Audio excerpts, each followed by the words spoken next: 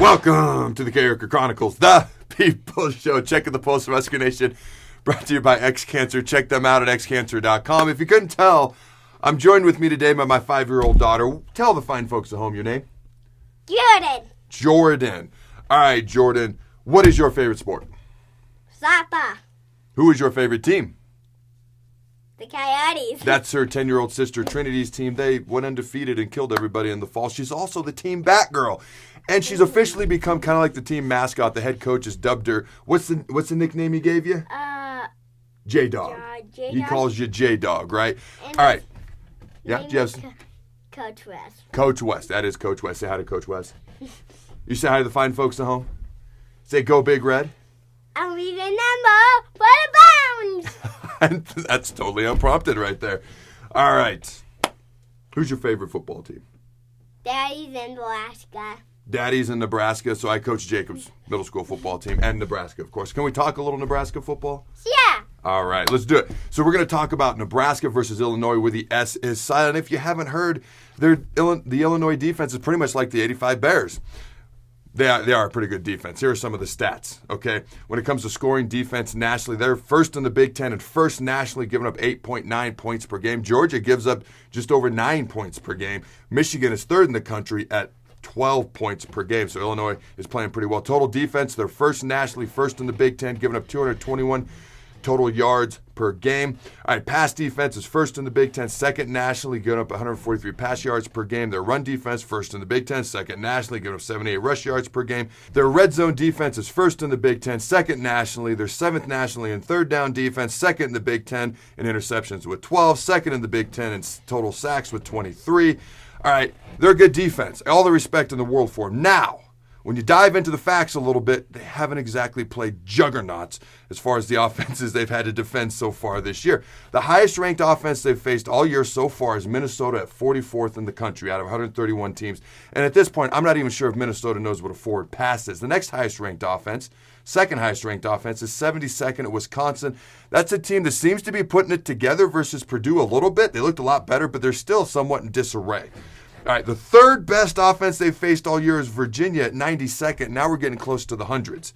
Okay, Indiana's next at 106th ranked offense in the country. Wyoming is the 114th ranked offense in the country. Iowa's dead last in offense in the country, 131st out of 131 teams. That's just a great stat to read in general.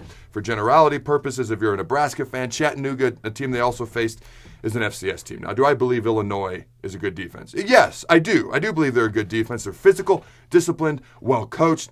They attack the quarterback. They're going to attack you in the back end with man coverage, which they're very good at.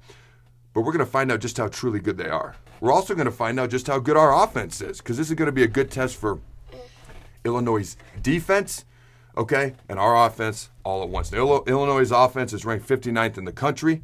Nebraska's offense is 48th in the country. Nebraska's defense is 124th in the country. Now, I think the first 4 games of the year before Bill Busch took over during that first bye week kind of skews some of those numbers because we have been playing better ball. I know we gave up some points to Purdue, but we've been playing a lot better ball since that first bye week, and I'm curious to see how much better we can play after this second bye week. We're just going to get better and better each week. All right. Now, Illinois is currently a 6.5-point favorite. Now, I have a little very, very scientific, it's not at all, but a scientific kind of sort of way that I figure out my prediction for the score each and every week for the Nebraska game. Per my incredibly scientifically unscientific way of doing it, I have Illinois winning 28-20. Now, that's not my official prediction, and I'll tell you why. Both teams are coming off of a bye week. All right, this is our second bye week. And as I've mentioned, I believe bye weeks are bigger and more important for us than most teams right now because every week these coaches can get with these players and work with these players since they've taken over the team will exponentially help our team's improvement. To me, so that kind of balanced the scales a little bit. Okay, for me, the tiebreaker is this is a home game. I know it's a bit of a homer pick, okay, but that's just apropos, the pick I'm about to make, not to give away my prediction. But I'm with Mickey Joseph. I think the fans can make a big impact on this game, and I have Nebraska winning at the end in the fourth quarter. Somebody's going to make a big play. Nebraska winning 24-21. Nebraska 24, Illinois 21. All right, can you wave goodbye? Remember, wave bye-bye for the bones. Throw the bones.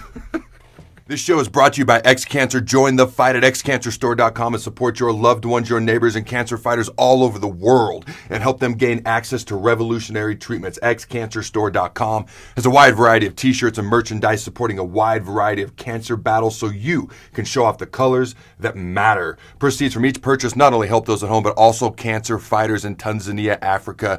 Check them out at xcancerstore.com.